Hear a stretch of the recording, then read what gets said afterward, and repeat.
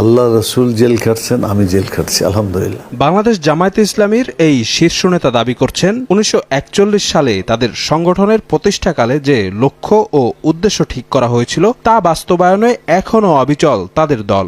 নবী রাসূল যা করেছেন রাষ্ট্রীয়ভাবে জামাত ইসলামী ওই একইভাবে রাষ্ট্র পরিচালনার জন্য গঠিত হয়েছে। আমরা সঠিক পথে যাব, ইহদিনাস সিরাতাল মুস্তাকিম, মানুষের কল্যাণের জন্য কাজ করছি। আজকে হয়তো মানুষ বুঝবে না, কিন্তু বুঝবে একদিন।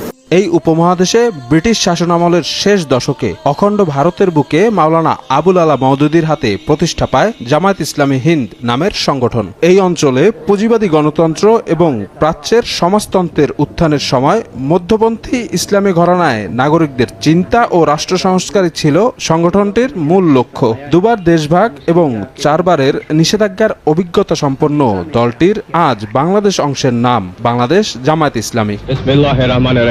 শহীদ রাষ্ট্রপতি জিয়াউর রহমান দেশে বহুদলীয় গণতন্ত্রের যাত্রা শুরু করলে মুক্তিযুদ্ধে বিতর্কিত অবস্থানের তকমা নিয়েই স্বাধীনতার 8 বছর পরে স্বনামে রাজনীতিতে সক্রিয় হয় জামায়াত। সবশেষ হাসিনা আমলে নানা ঘাত প্রতিঘাতে ডজনখানেক শীর্ষ নেতা হারায় দলটি। কর্মী বাহিনীর বড় অংশের ওপর নেমে আসে রাষ্ট্রীয় চাপের খড়গ।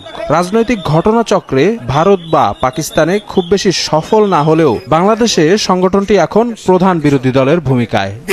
বন্ধুত্বপূর্ণ সম্পর্কের স্বীকৃতি। দলটির নীতি নির্ধারণী পর্যায়ের নেতারা বলছেন, গণমুখিতার দলীয় আদর্শের ফলে আপামর মানুষের কাছে গ্রহণযোগ্য অবস্থানে জামায়াত। তারা বলছেন, এ কারণেই বারবার সংকট এলেও তা মোকাবেলা করে ঘুরে দাঁড়িয়েছে সংগঠনটি।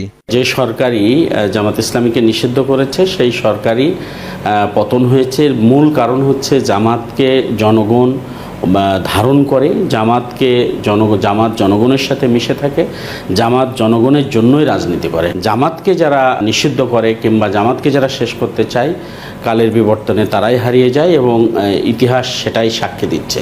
তবে রাজনৈতিক বিশ্লেষকরা এই মুহূর্তে জামায়াতকে সফলভাবে দেখলেও সময়ের বাস্তবতায় দলটির নীতিগত অবস্থানে কিছু পরিবর্তনের পরামর্শ দিচ্ছেন। জামাতকে নিয়ে আগ্রহ বেড়েছে, এটা বিরাট অর্জন জামাতের। ভুলভ্রান্তি তো আছেই, রাজনীতিতে ভুলভ্রান্তি থাকবে, সবারই ভুলভ্রান্তি আছে। যেটা করতে হবে যে বাংলাদেশের জন্মের যে একটা ইতিহাস আছে, এই ইতিহাসের এটাকে স্বীকৃতি দিতেই হবে। ইসলামী রাজনীতির কল্যাণকর ডাইমেনশন আছে, এটাকে আরো সুন্দরভাবে মানুষের সামনে উপস্থাপন করতে হবে।